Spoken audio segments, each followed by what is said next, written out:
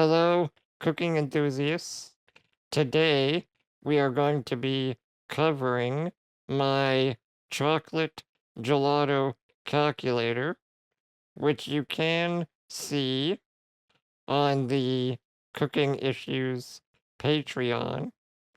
This includes all of the steps for the recipe. This procedure and the link is actually freely available if you go to the Cooking Issues Patreon, although it was released early for patrons. And the link goes to the actual calculator I designed. This is hosted on a website called Calculator Studio. This video will also be released early to patrons, and then eventually it will go onto my YouTube channel.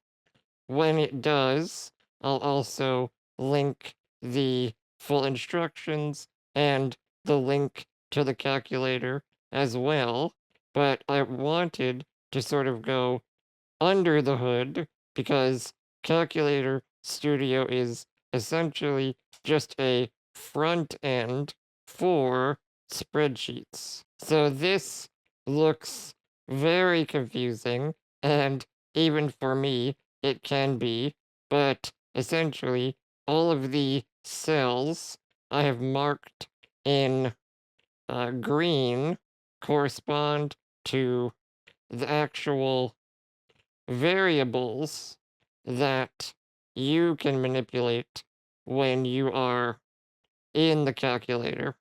So, for those that are totally unfamiliar with my work, I should explain things a little further. The entire point of this calculator is to create a balanced recipe for a chocolate gelato. So, essentially, a chocolate ice cream. In this case, it's going to be a relatively intense, dark chocolate gelato, but there are also ways to sort of push it in a more mild direction. But the problem I was trying to solve for is essentially the fact that, any type of chocolate you can buy as an ingredient is pretty variable, especially in the big factors of the sugar and the fat percentage. So, for something like a gelato, if a recipe calls for just a static amount of chocolate without being very specific about the type of chocolate, the composition of the chocolate can really change the end results. So, the solution to that problem is you have set targets for something like the fat percentage of the overall recipe, and then the quantity of the chocolate actually changes depending on the properties of the chocolate. So, a slightly simpler solution to this problem is present in my book, Gelato Obsession. I self published this a few years ago, so you can see in the base recipe for the uh, dark chocolate gelato, the double chocolate stracciatella, the base recipe calls for a very specific, you know, parameter of dark chocolate. And then there's also a table where if you have a few different types of chocolate, you can adjust the quantity of some of the ingredients. Now, the problem with the table of values is that it only accounts for a few discrete examples, whereas the calculator can account for essentially arbitrary parameters of the chocolate, and in this case, the liquid for your recipe as well. So the calculator is much more flexible. You can essentially set your liquid to have the properties of water, and you can make actually quite delicious uh, dark chocolate gelato using a relatively dark chocolate and water as your liquid base. You can temper it, or you can serve it directly from the freezer.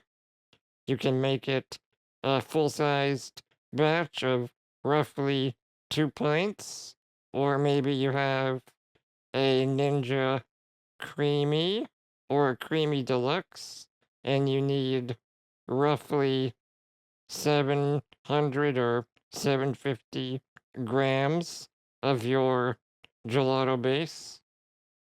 So this is obviously going to be a pretty intense dark chocolate flavor. But let's say you are dairy free and you want something a little bit lighter.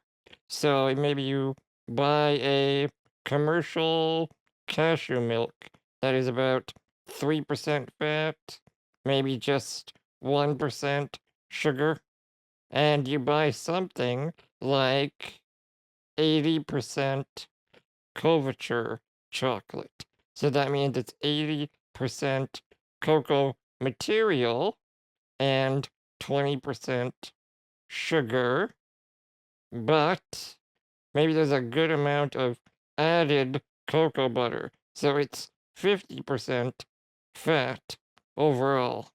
Now, behind the scenes, under that type of parameter, the perceived sweetness or the target sweetness has actually gone down because under the parameters that we had in the calculator, there was less cocoa solids. So it is a little difficult to explain all of the parameters in the spreadsheet, but behind the spreadsheet is this. Basically, a bunch of crunchy algebra. You have to create equations that represent the recipe. So this is the quantity of all ingredients. This is the total fat content for the recipe. So then you construct a bunch of equations that represent the relationship between these ingredients and their different parameters. You get to sort of make up arbitrary variables that you can then interject into the spreadsheet.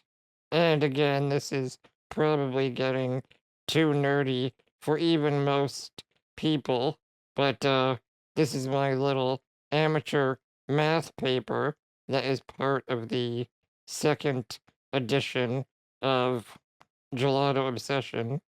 So I might release just this as a separate document for patrons under cooking issues. Then eventually the full second edition will be available, but if you don't care about all of these levels of detail, I hope you will still check out the calculator. Again, the instructions that go with it will be on Patreon for free, and I will also link the instructions on my website. Hopefully, this was interesting, and thank you for watching.